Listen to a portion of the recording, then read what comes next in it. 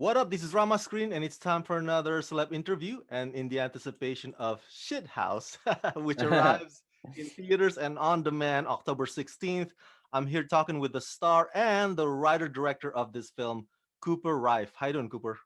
I'm doing great. Nice to meet you. Nice to meet you as well.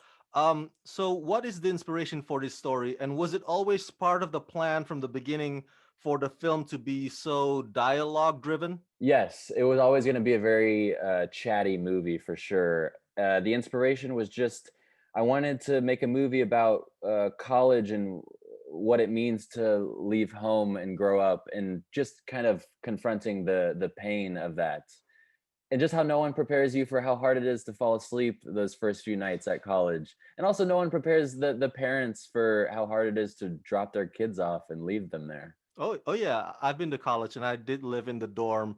You missed out on the ramen noodles part though.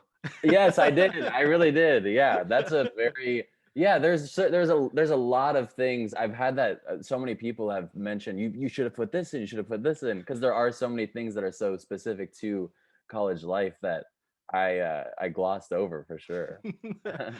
Other than that, it was a wonderful movie. So, for the topics of your conversations, you and Dylan, because your characters spent the whole night chatting, were there moments when you guys ad lib or let the conversation take you wherever, or did you guys mostly stick by the script? We didn't have any time to improvise. We had no money, and we shot it so quickly that there was no room for improvisation. But I always told every actor that I really wanted them to rewrite anything that didn't feel comfortable coming out of their mouths, and I didn't want people to speak unless they really felt like speaking. So I think there was always a sense of, we don't know exactly how this is going to play out in this scene or what's going to happen, but there was no improv just because we didn't have the money or time or support to do that. But I love how the conversation flows so organically. That's what I love. Yeah, I really tried in the script to make sure that it did feel organic in the way that I think it's hard to make an entertaining movie that feels so realistic, because movies are so short and cover such a long span. So I think I really, instead of focusing on the entertaining aspect, I really knew that it was going to be a small movie and really wanted to get each scene to scene and each moment correct. Logan Miller is the kind of roommate that you can't be with and you can't be without, you know?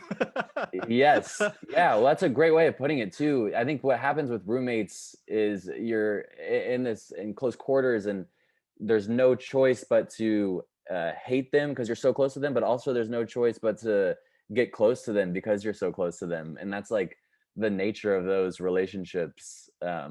What happens when you spend so much time with a person?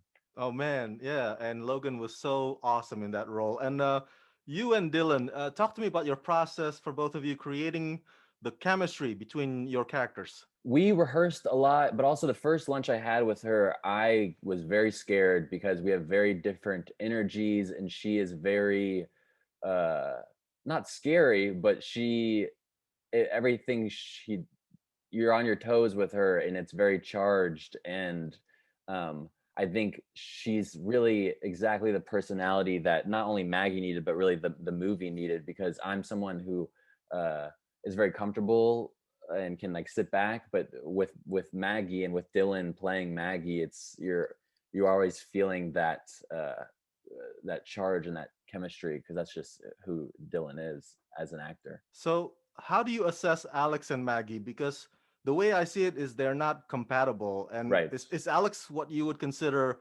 hopeless romantic, underlying hopeless? I think he's no, not a hopeless romantic. He's just very sensitive and doesn't know who he is, and doesn't know how to take care of himself at all. When we first meet him, I think he in the flash forward, I think he's learned how to better make his bed, if you will. But I think they're just perfect foils for each other. I agree with you. I don't think they're very compatible, but I think they take care of things within each other that need to be taken care of.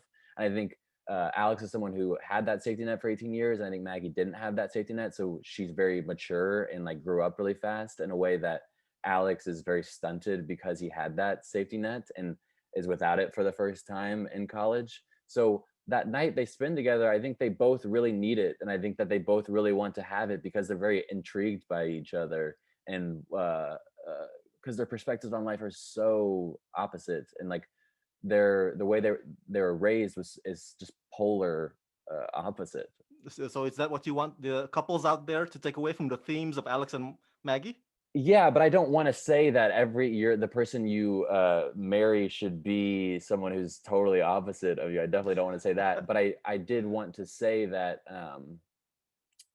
that uh, we should be looking out for each other, and like everybody should be, like, not just people who were raised similarly. All right. And lastly, what's next on your horizon? What project do you have coming up next?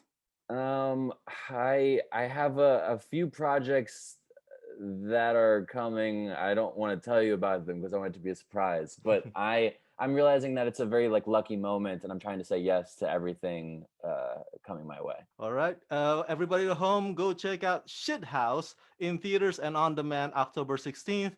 Cooper Raiff, thank you for talking to me and congratulations. Thank you so much.